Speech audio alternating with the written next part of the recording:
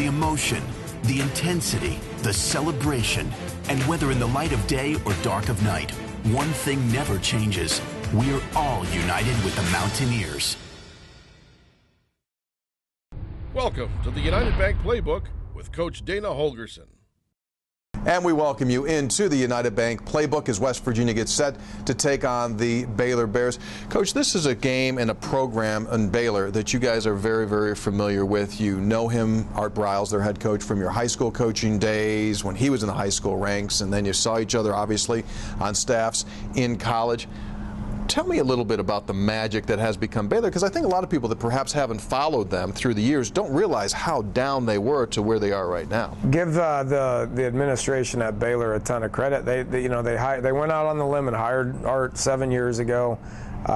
And part of the deal was they was going to continue to build and build and build and build, which they did. Everything was on campus, everything was off campus, and now everything's on campus. So they've rallied around it, and he's done a great job of increasing the talent through recruiting, through facilities, and then having staff continuity to be able to do the same thing over and over again for going on 7 years. Same staff was at Houston, same staff was at Stephenville High School.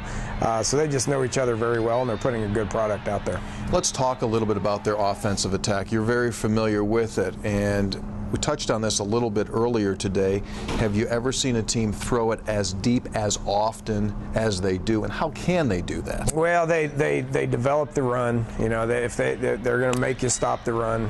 If it's not working with what you have in the box, you put more people in the box, which creates one-on-one matchups. And they've went out and they've recruited a ton of speed. They got a quarterback that's got one of the strongest arms in college football. He's on the same page with these receivers. They get people to suck down in to stop the run, and then they just throw it as far as they can deep, and they got guys that can flat out just go get it.